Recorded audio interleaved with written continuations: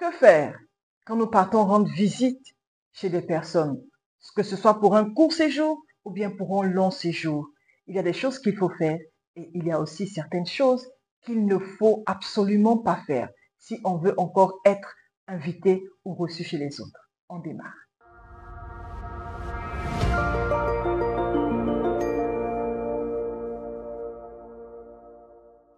Bienvenue sur ma chaîne, je suis Maria Esther Favor et aujourd'hui j'aimerais tout simplement parler des attitudes à avoir et à éviter lorsque nous sommes invités chez quelqu'un pour passer quelques jours. Beaucoup d'erreurs sont commises et on entend dire que je suis partie chez telle personne et puis la personne ne veut plus me recevoir. Qu'est-ce que tu as laissé comme semence? Quelle erreur as-tu commise? Aujourd'hui, nous allons en parler dans cette vidéo. Si c'est votre toute première fois de me suivre, sachez que sur cette chaîne-là, je parle de foi, je parle de mariage, je parle de bien-être et je parle de savoir vivre. Donc, si tout ça vous intéresse, n'hésitez surtout pas à souscrire à cette chaîne-là parce que vous allez être entièrement édifié, béni et conseillé. Il n'est pas évident de partir chez quelqu'un et d'être toujours encore le bienvenu après un premier passage. J'ai été récemment invitée chez quelqu'un et puis c'est de là que m'est venue cette idée-là de pouvoir partager avec vous quelques erreurs que nous commettons et aussi qu'est-ce que nous devons faire. La première des choses quand nous arrivons chez quelqu'un, c'est de ne pas être un fardeau pour cette personne-là. Ne te dis pas que non, je suis l'invité, donc je suis dans mon coin. Non, c'est une erreur. Ne sois pas un fardeau pour la personne. En imposant à la personne ce que toi tu veux manger. Tu sais, quand tu quittes ta maison pour venir chez quelqu'un, ce ne sont pas les mêmes habitudes, ce ne sont pas les mêmes manières, rien n'est pareil. Et si tu ne veux pas être chassé ou bien être méprisé, si je peux dire ainsi, ne sois pas un fardeau pour nous. Ok. L'une des premières choses que j'ai remarqué, c'est que quand on arrive chez quelqu'un, la personne a de différentes attitudes, différentes manières de manger, différents menus et tout ce qu'on peut imaginer là. Et surtout différentes heures de travail. Je suis chez quelqu'un, par exemple, qui va au travail le matin et qui descend le soir. Et l'une des choses que j'ai remarqué, c'est qu'à partir d'une certaine heure, j'avais très faim. Et c'est là que je me suis dit, c'est une erreur que quand on va chez quelqu'un, on attend que la personne nous serve à manger dans les temps que nous voulons. Ne laisse pas ton estomac et ta faim dans la main de quelqu'un. Aie toujours quelque chose à grignoter dans ton sac, toujours des biscuits. En tout cas, pour ne pas que tu meurs de faim. Tu sais pourquoi? Parce que c'est vrai que tu es invité chez la personne, mais tout le monde a ses horaires de travail, ses horaires de nourriture. Je me rappelle une fois, j'étais partie dans un pays, et puis là-bas, leur heure de midi pour manger, c'est 14 heures. J'ai failli devenir dingue. Hé, comment ça? Mais il est midi, on ne mange pas. À midi, tu vois, tout le monde traîne les pas, quoi. Mais c'est ça qu'elle s'en fout. C'est maintenant qu'ils ont de faire la nourriture. C'est 14 heures. Il dit, ici, on mange à 14 heures. Je dis, wow, 14 heures. Au moins, j'ai fini de manger jusqu'à ce que je fais la sieste. Caille, caille, caille, caille. C'est une erreur, ok? Ne laisse pas ton intestin, ne laisse pas ta faim ou bien ton ventre être dans la main de ton hôte, ok? Sinon, tu risques d'être déçu, d'accord? Donc, aie de quoi grignoter quelque part. Aie toujours quelque chose sur toi. Sinon, tu risques de ne pas aimer ton séjour. Une deuxième chose, ne te mets pas constamment dans la chambre. C'est-à-dire que tu passes tes journées dans la chambre. Tout ce que tu fais, c'est dans la chambre. Non. Si tu veux qu'on puisse apprécier ta présence dans la maison, s'il te plaît, ne reste pas constamment dans la chambre. Même si tu es en train de faire plusieurs choses dans la chambre, s'il te plaît, sors et sois présent avec eux pendant qu'ils sont encore dehors, le temps que chacun puisse se disperser pour aller à ses différentes activités. Et puisque maintenant tu es à la maison et que tu es seul, quand tout le monde est parti, maintenant tu peux être dans la chambre seul. D'accord? Donc, une troisième chose qui me tient particulièrement à cœur, c'est que quand tu vas en visite chez quelqu'un, s'il te plaît, laisse un peu d'argent pour aider. Au moins propose. Ah, voici un peu d'argent pour pouvoir aider au moins à faire les courses. Maintenant, s'ils disent non, c'est bon, ne dis rien. Regarde un peu quels sont les besoins dans la maison. Et puis, va acheter. Que ce soit du fromage, de l'huile, même un carton d'œufs.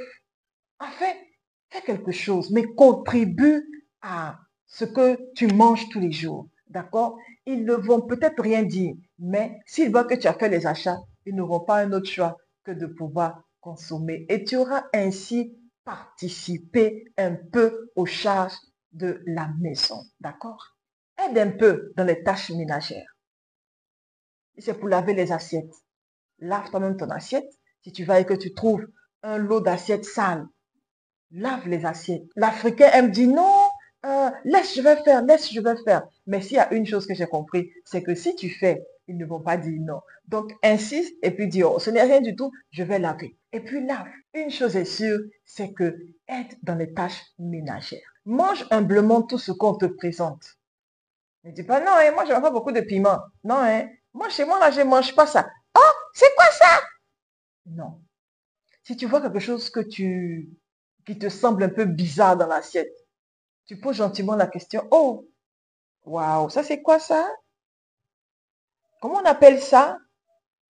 Et tu demandes gentiment. Ne dis pas, hey, c'est quoi ça là? Non, on ne dit pas, hey, c'est quoi ça là?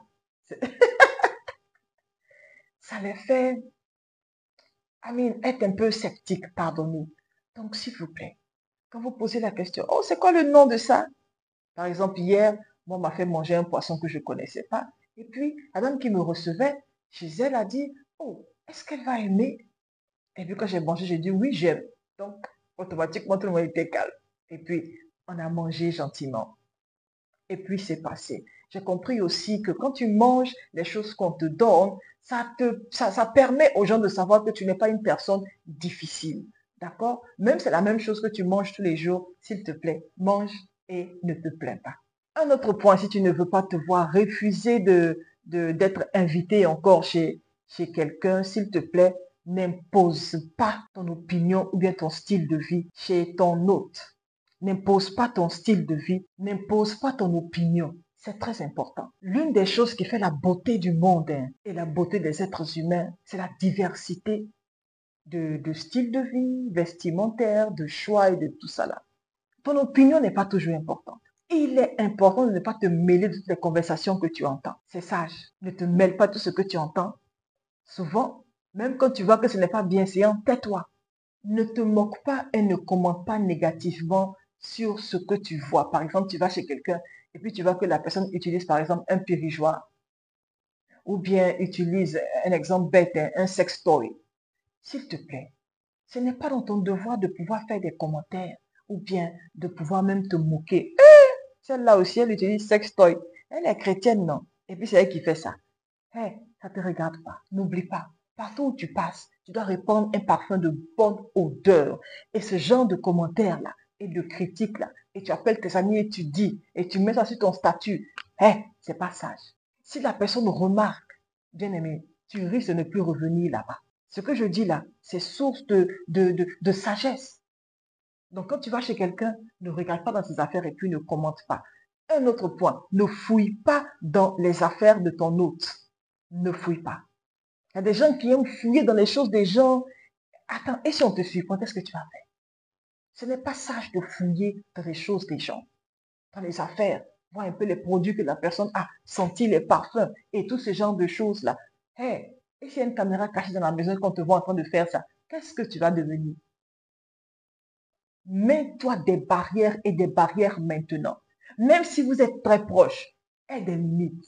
Et sache que là où on t'a invité passer quelques jours, là, ce n'est pas ton territoire. Donc, fais attention.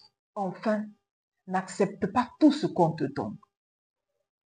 Dis que, oh, on peut t'offrir telle chose, tu prends, telle chose, tu prends, telle chose, tu prends, un panier ici, tu prends une chaussure ici. Toi, tu ne sais pas dire, oh non, c'est bon, c'est bon. Tout ce qu'on te donne, tu prends. Tout ce qu'on te donne, tu prends. Hey, ça donne l'impression comme si tu es dans un besoin immense. On te donne le choix par rapport à certaines choses. Tu prends une chose et puis tu quittes là. Je dis pas, je vais prendre tout, hein. Et vous qui aimez faire les takeaways un peu partout. Takeaway, ce n'est pas seulement en nourriture, hein. Tu peux aussi vouloir ramasser des choses superflues pour mener ça à des gens là où tu habites. Hey, respecte-toi. Hein. Je le dis parce que la personne qui te reçoit, hein, que tu le veuilles ou pas, la personne observe. Que ce soit de façon consciente ou inconsciente, tout le monde a une idée sur quelqu'un ou bien sur quelque chose par rapport à son séjour dans sa maison. Donc, si tu veux toujours être la bienvenue chez les gens, que ce soit pour un court ou bien pour un long séjour, s'il te plaît, applique ces quelques conseils que je viens de donner et tu vas voir que tu seras toujours le bienvenu chez les gens. Merci et au revoir.